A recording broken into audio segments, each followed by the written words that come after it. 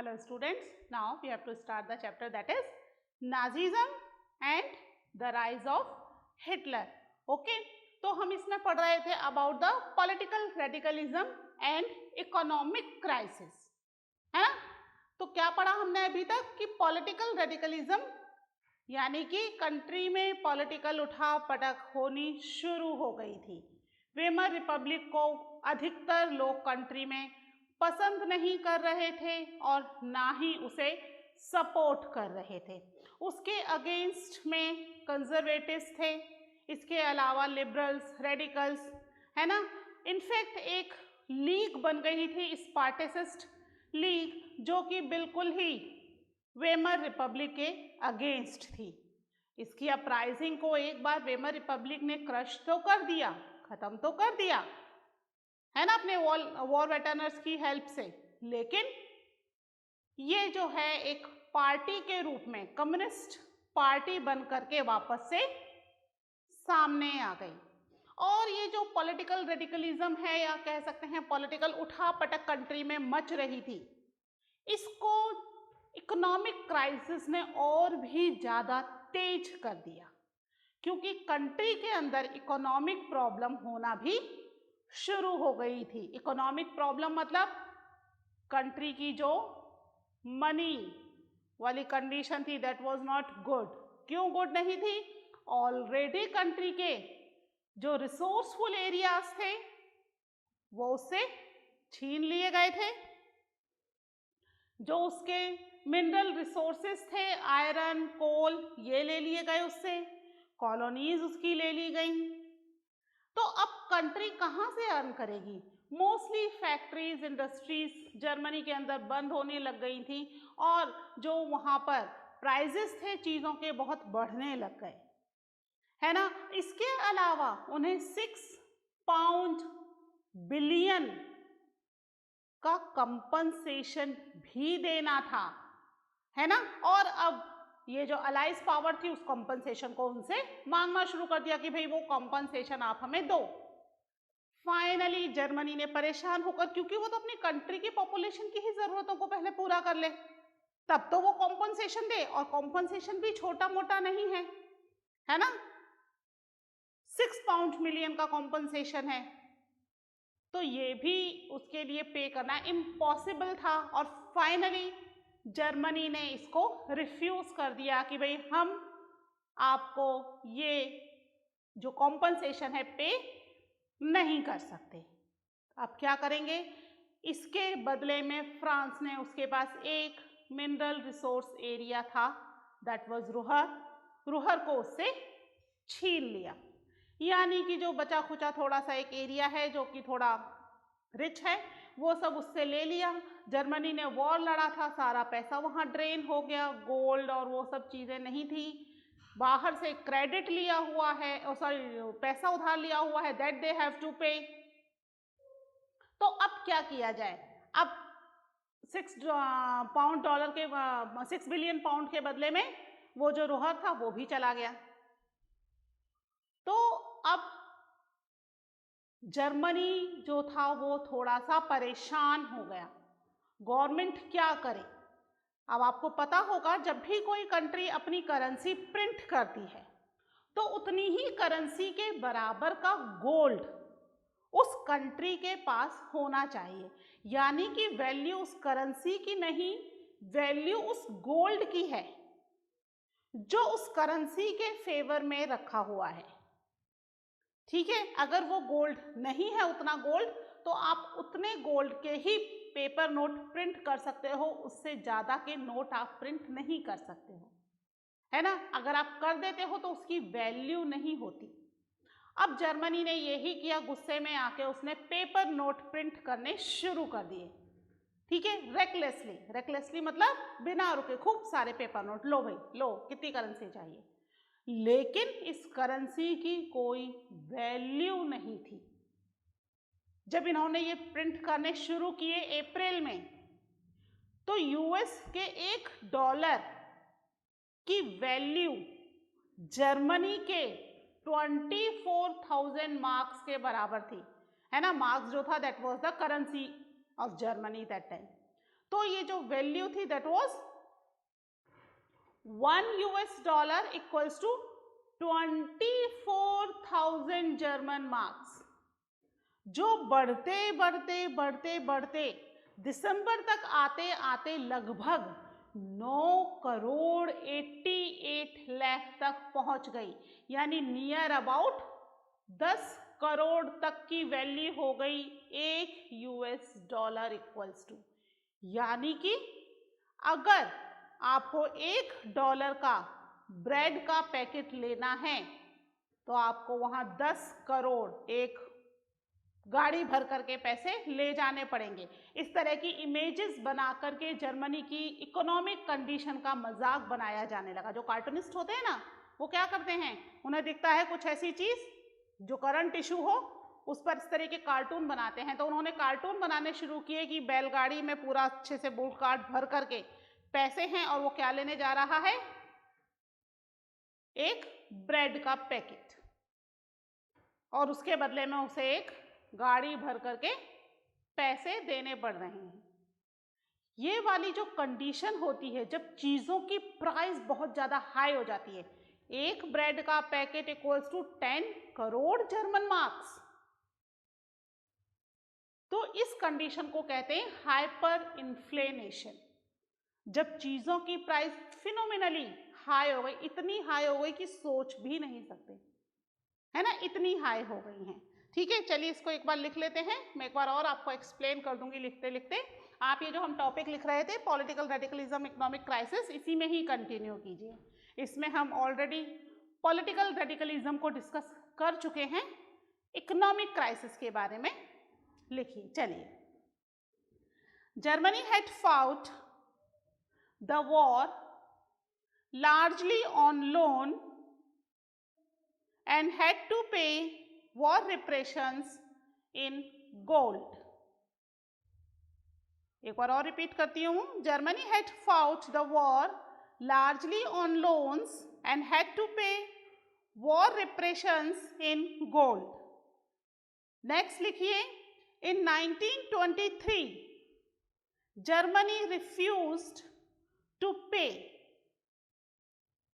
क्या क्या पे करने से, वो जो कॉम्पनसेशन है ना, and France occupy its leading industrial area Ruhr, है ना, कौन सा है इसका leading industrial area, that is Ruhr. ये जगह का नाम है बेटा, है ना, ध्यान रखना, जो लीडिंग इंडस्ट्रियल एरिया है उसकी जगह का नाम है।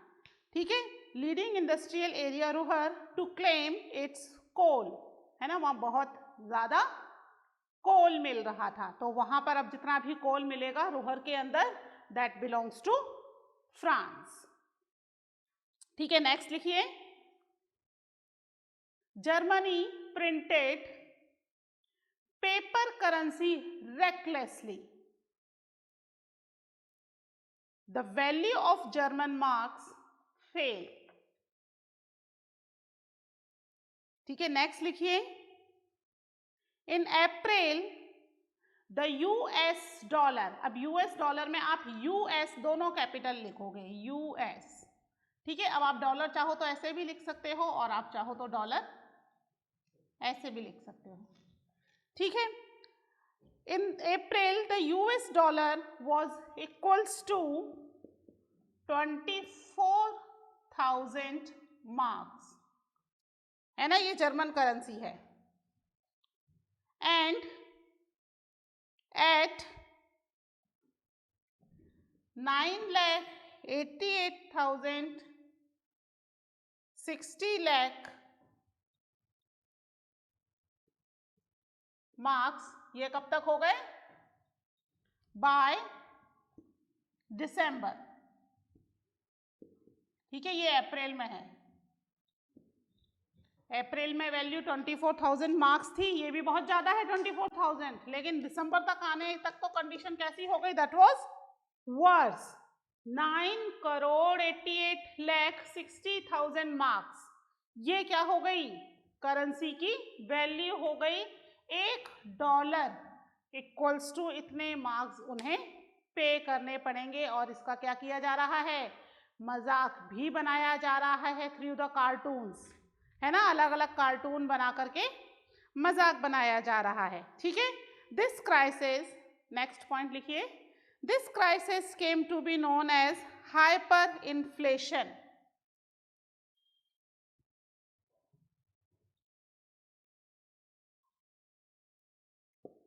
हाइपर इन्फ्लेशन, ठीक है।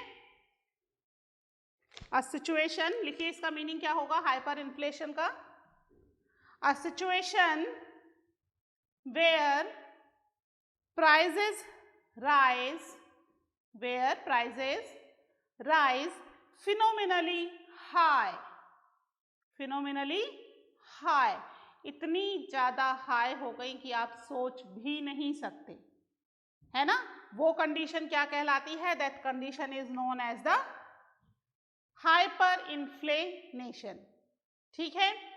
हाइपर इन्फ्लेशन सॉरी, है ना, हाइपर इन्फ्लेशन, ठीक है। ये काली कंडीशन हो गई, यानी अब जर्मनी की जो इकोनॉमी है वो बदतर होती जा रही है, इतनी खराब कि बस जर्मनी कुछ कर नहीं पा रहा। ऐसे में अमेरिका ने इसमें थोड़ा सा इंटरफेयर किया, है ना। अमेरिका ने इंटरफेयर करके यहाँ पर ड्वेस प्लान इंट्रोड्यूस किया, ठीक है।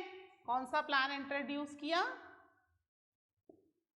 ड्वेस प्लान, ठीक है। इसमें क्या था, अमेरिका वहाँ पे फैक्ट्रीज और इंडस्ट्रीज ऑलरेडी थी ही जर्मनी में, लेकिन उनको एक्चुअली फाइनेंस नहीं मिल रहा था।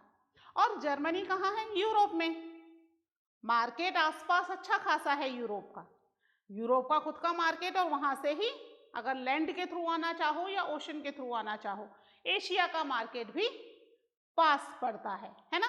तो यहाँ पर उसने ड्वेस प्लान इंट्रोड्यूस किया, फैक्ट्री और इंडस्ट्री उनके पास ऑलरेडी है ही, प्रोडक्शन के लिए ये फाइनेंस प्रोवाइड करेंगे, वहाँ की पॉपुलेशन एम्प्लॉय होगी, इकोनॉमी थोड़ी लाइन पर आ जाएगी, उन्हें लोन देंगे, वहाँ के इंडस्ट्रियलिस्ट और जो दूसरे फैक्ट्री ओनर्स हैं वो अपना काम शुरू कर सकें, ठीक है, जिससे थोड़ी इकोनॉमी लाइन पर आ जाए और फिर अपना इंटरेस्ट लगाकर लोन वापस ले लेंगे।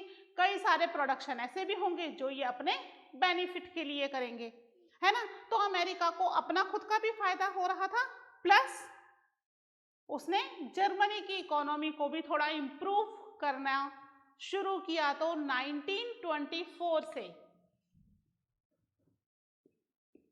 1928 तक ये वाला जो टाइम पीरियड था, थोड़ी सी जर्मनी की इकोनॉमी थोड़ी सुधरने लग गई, है ना, थोड़ी सी उसमें स्टेबिलिटी आ गई, जितने भी इंडस्ट्रीज थे, फैक्ट्रीज थी, वापस से धीरे धीरे ओपन होने लग गई। बट सब किसके ऊपर, लोन ले करके अमेरिका से, है ना, लोन तो ले रही थी, ठीक है, बट यहाँ पर फिर एक और धमाका हो गया, अ ग्रेट इकोनॉमिक डिप्रेशन आ गया, ठीक है। चलिए उसके बारे में पढ़ते हैं, पहले ये पॉइंट लिख लेते हैं ड्वेस प्लान का, ठीक है। लिखिए, इवेंचुअली द अमेरिकन्स, यही कंटिन्यू कर रहे हैं बेटा, है ना, political radicalism and economic crisis में। Eventually the Americans intervened and bailed Germany out of crisis by introducing the Dawes plan, ठीक है। ड्वेस प्लान उन्होंने इंट्रोड्यूस कर दिया, यहां पर ड्वेस प्लान तो इंट्रोड्यूस कर दिया, लेकिन इसके साथ ही क्या हुआ, इकोनॉमिक डिप्रेशन आ गया। वो क्या है इकोनॉमिक डिप्रेशन, क्या होता है, ये वर्ड पहले भी सुना है क्या, चलिए इकोनॉमिक डिप्रेशन के बारे में हम डिस्कस करते हैं पहले।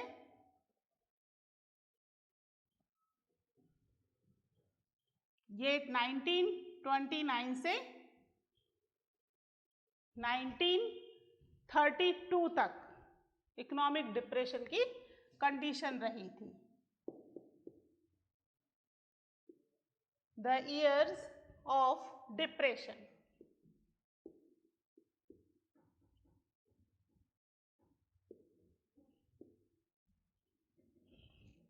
ठीक है।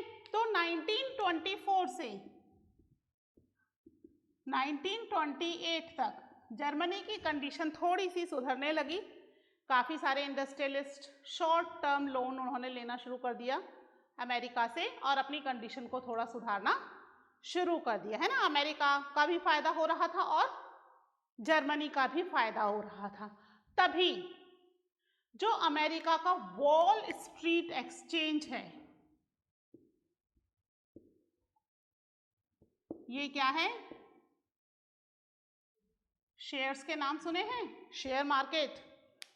अभी तो वो वेब सीरीज भी आई थी, स्कैम देखा था 1992 में होने वाला जो स्कैम था हर्षद मेहता का। Have you seen that web series? अच्छा, टाइम कहाँ मिलता है, पढ़ने में ही टाइम सारा निकल जाता है ना।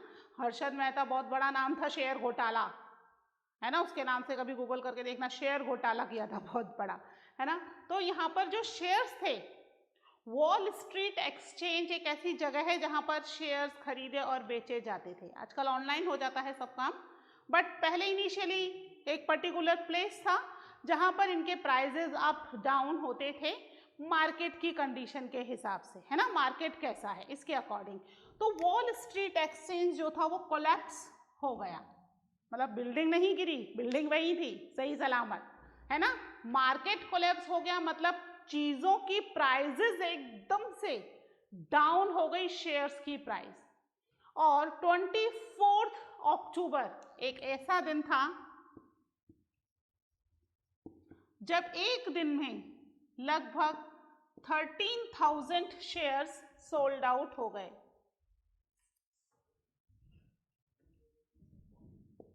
13 मिलियन शेयर सोल्ड आउट हो गए एक दिन के अंदर ही। ठीक है, ऐसा क्यों हुआ? एक दिन में इतनी शेयर सोल्ड ही कर रहे हैं, परचेज नहीं कर रहे, है ना। इट वाज सोल्ड आउट, वापस बेच रहे हैं, खरीदना नहीं चाह रहे। एक्चुअली शेयर्स की जो प्राइस होती है ना, it's depend on the economy of the country, और जो इंडस्ट्री है उसके ऊपर की इंडस्ट्रीज जो हैं वो कितना प्रॉफिट दे रही हैं, उसके हिसाब से शेयर की प्राइजेस अप डाउन होती है ना। शेयर्स क्या होते हैं कि उस कंपनी में हम लोग अपना पैसा इन्वेस्ट करते हैं, डायरेक्टली नहीं, इनडायरेक्टली। हमें नहीं पता कंपनी क्या कर रही है क्या नहीं कर रही, लोग उसके शेयर्स खरीद रहे हैं, यानी कि वो अपना पैसा दे रहे हैं, पैसे के बदले में कुछ परसेंट उनको उसका प्रॉफिट या नुकसान जो होगा वो मिलेगा। तो यहाँ पर लोगों का जो फेथ था एकदम से इन शेयर्स को खरीदने में वो खत्म हो गया, है ना। उस समय एक्चुअली इंडस्ट्रियलिस्ट कंडीशन बहुत ज़्यादा अच्छी नहीं थी। फर्स्ट वर्ल्ड वॉर के बाद पूरे के पूरे वर्ल्ड में बहुत ज़्यादा प्रॉब्लम्स आनी शुरू हो गई थी। ना तो रॉ मटेरियल के प्राइसेस अच्छे मिल रहे थे, ना ही लेबर को वेजेस अच्छे मिल रहे थे, इवन मार्केट के अंदर चीज़ों का कंजप्शन भी उतना नहीं था, लोगों के पास ऐसा सच पैसा ही नहीं है। जब पैसा होगा तभी तो चीज़ें परचेज करेंगे, लोग ही तो चीज़ों को कंज्यूम करेंगे, तो लोगों के पास पैसा ही नहीं था। तो ये इकोनॉमिक डिप्रेशन आ गया, और इस इकोनॉमिक डिप्रेशन के चलते लगभग 30 मिलियन शेयर्स सोल्ड आउट हो गए एक दिन में, और ये ही लगातार हो रहा था। इसको कहते हैं वॉल स्ट्रीट एक्सचेंज का कोलैप्स होना, है ना। मार्केट एकदम से डाउन हो गया। अब जो अमेरिका बहुत अच्छा सा बनकर के जर्मनी की हेल्प कर रहा था, अब वो पहले अपनी हेल्प करेगा ना, है ना। अमेरिका का ही तो वॉल स्ट्रीट एक्सचेंज कोलैप्स हुआ, अमेरिका की ही इकोनॉमी एकदम से डाउन हो गई थी। ये इकोनॉमी डाउन होने की वजह से जो भी उसके यहाँ इंडस्ट्रीज थी, फैक्ट्रीज थी, इवन बैंक, वो सब कोलैप्स होने शुरू हो गए। लोग अपना पैसा बैंक से सारा निकालना चाह रहे हैं, है ना। इंडस्ट्रीज में एज सच वर्कर्स नहीं है, वेजेस नहीं है, इंडस्ट्रीज बंद होने लगी। तो अमेरिका ने कहा भाई जर्मनी आप अपना संभालो, आपका उद्धार करते करते अमेरिका का नहीं उद्धार होगा, ऐसा नहीं कर सकते। तो अमेरिका अपनी कंट्री की इकोनॉमी में बिजी हो गया, और जो जर्मनी की कंडीशन थोड़ी यहाँ पर ठीक हुई थी वो इस इकोनॉमिक डिप्रेशन में गड़बड़ा गई। ये इकोनॉमिक डिप्रेशन 1929 से 1932 तक चला। पूरे वर्ल्ड की कंडीशन खराब थी, केवल एक अमेरिका या जर्मनी की ही नहीं थी, इसका असर एशिया पर, अफ्रीका पर और दूसरे कॉन्टिनेंट्स पर भी पड़ा, क्योंकि कंट्रीज क्या हैं, आपस में एक दूसरे से इंटरलिंक्ड हैं। इवन एशिया ने कोई पार्टिसिपेशन नहीं किया था वॉर में, ना फर्स्ट वर्ल्ड वॉर में ना सेकेंड वर्ल्ड वॉर में, लेकिन उसके बहुत सारे कॉन्सिक्वेंसेस एशियन कंट्रीज को भुगतने पड़े थे, because most of the Asian countries were under the colonial rule, है ना, ऑफ किस कॉन्टिनेंट के, यूरोप कॉन्टिनेंट की कंट्रीज के अंडर में थी एज अ कॉलोनियल रूल। तो उसके कॉन्सिक्वेंसेस, वॉर वहां हो रही है, सब कुछ वहां हो रहा है, पर कॉन्सिक्वेंसेस एशियन कंट्रीज को उसके भुगतने पड़ रहे हैं। ऐसे ही इस इकोनॉमिक डिप्रेशन के कॉन्सिक्वेंसेस भी पूरे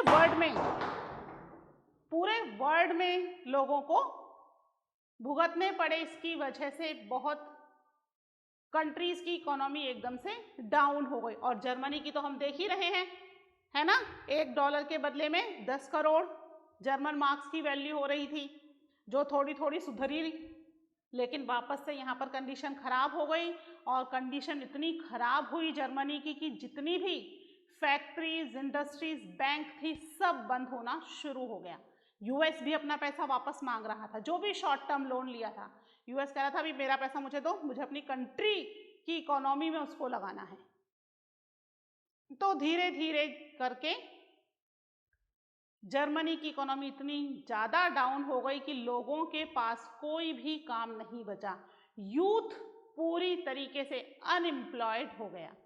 जो यूथ किसी भी कंट्री की स्ट्रेंथ होता है ना, सबसे ज़्यादा प्रोडक्टिव होता है, वही यूथ अब सड़कों पे बिना काम के घूमता हुआ नजर आ रहा था। कहीं भी 4 लोग 6 लोग इकट्ठे होकर बातें कर रहे थे, क्राइम बढ़ना शुरू हो गया, लोग गले में एक प्ले कार्ड टांग करके घूम रहे थे, willing to do any work, चाहे वो कोई बहुत ही ज़्यादा पढ़ा लिखा व्यक्ति हो या कोई इलिटरेट व्यक्ति हो, कोई डिफरेंस नहीं रहा। काम ही नहीं है ना, वर्क ही नहीं है। जो कुछ गवर्नमेंट एम्प्लॉयज थे, कुछ उनकी कंडीशन थोड़ी ठीक थी, थोड़ी ठीक इसलिए क्योंकि अब महंगाई तो बढ़ रही है ना, सैलरीज नहीं बढ़ रही, तो वो अपनी महंगाई से कोप अप करने के लिए जो थोड़ी बहुत सेविंग्स थी उनको निकाल कर काम चला रहे थे, और कुछ थोड़ी बहुत सैलरी तो उन्हें मिल ही रही थी because they were the government employees. तो कुछ कंडीशन, कुछ परसेंट पॉपुलेशन की कंडीशन थोड़ी ठीक थी, बाकी जो कंडीशन थी कंट्री की, दैट वाज वेरी वर्स, इतनी ज़्यादा वर्स हो गई कि जर्मनी के अंदर जो यूथ था वो पूरी की पूरी तरीके से बेकार हो रहा था, है ना, they were busy in the crime और either roaming here and there in the streets. ठीक है, क्या करें, कोई काम ही नहीं है ना, they are willing to do, अपने प्ले कार्ड लगा के घूम रहे हैं कि willing to do any work, but work तो हो, वर्क तो वो देगा ना जिसके पास पैसा हो। जब सभी वर्क मांग रहे हैं तो काम कौन देगा? तो कंडीशन थी जो दैट वाज वेरी वर्स। ठीक है, तो लिख लेते हैं इसके पॉइंट्स। आप एक बार नोटबुक ओपन कर लीजिए, वापस हेडिंग डाल लीजिए, द ईयर ऑफ डिप्रेशन। ठीक है, फर्स्ट पॉइंट लिखिए इसमें, the year between 1924 and 1928 saw some stability which is totally dependent on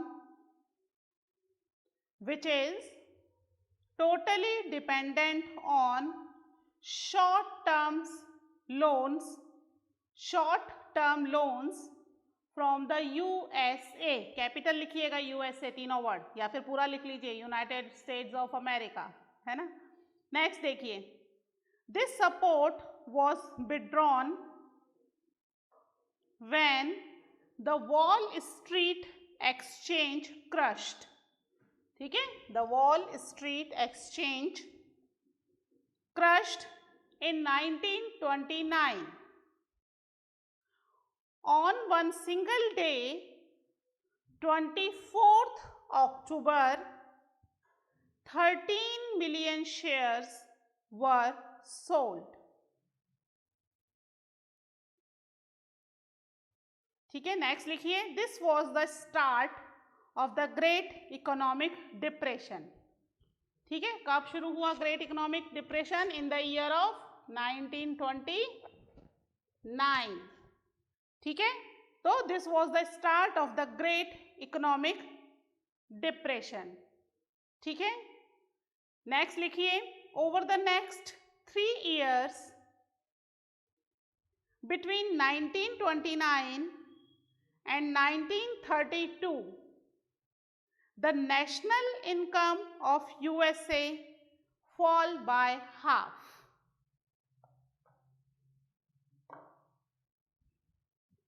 ठीक है, यूएसए की जो इनकम थी 50% से भी कम हो गई।